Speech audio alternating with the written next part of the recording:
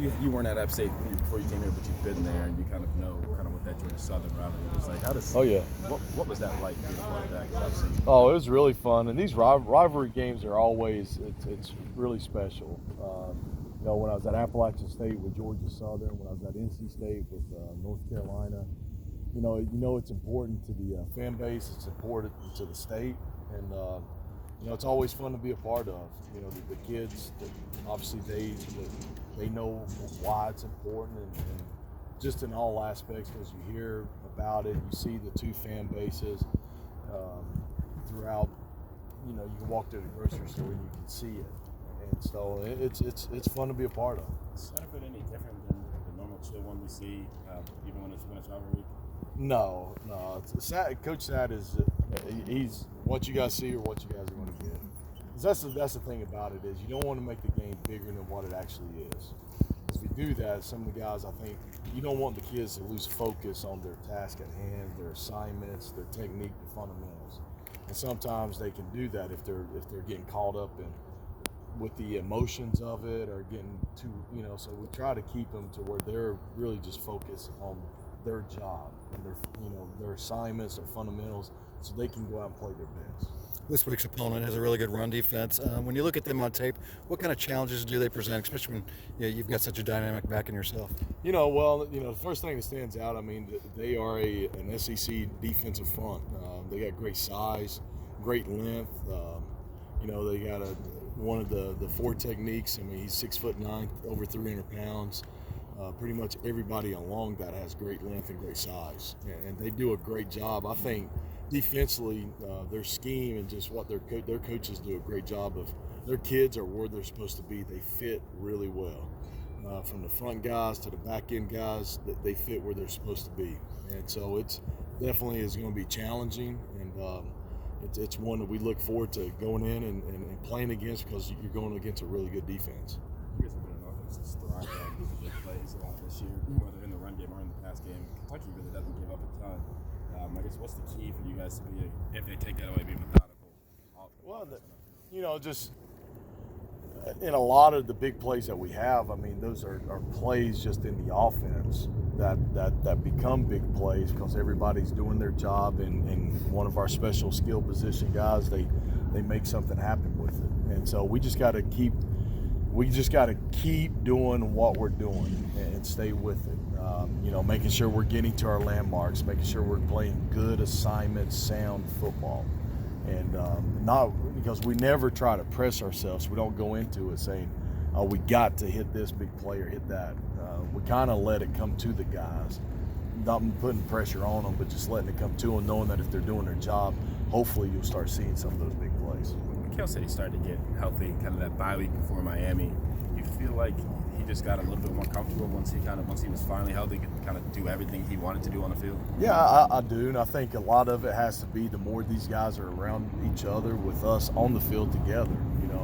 Everybody's just being in the scheme longer now, just being out there with everybody, taking those snaps, but definitely you can see that, and he's doing a great job with it, obviously.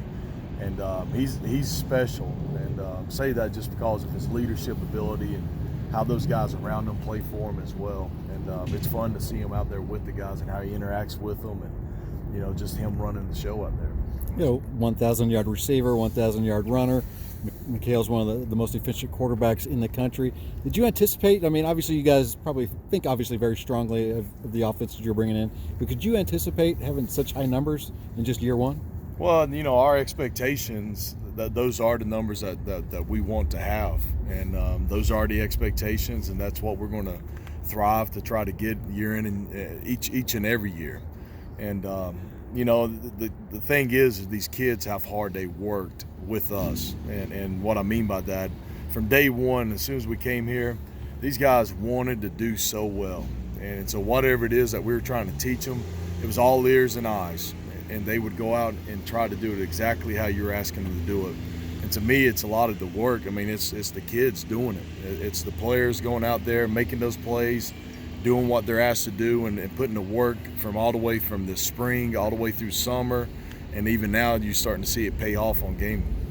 How contagious is that? Obviously, you got a little spark in that first game with how well Javion ran, but how contagious is that throughout the season? Well, I think it's anytime when you're having success, I think it feeds over into a lot of different players on the field, position groups and players, and it's exciting.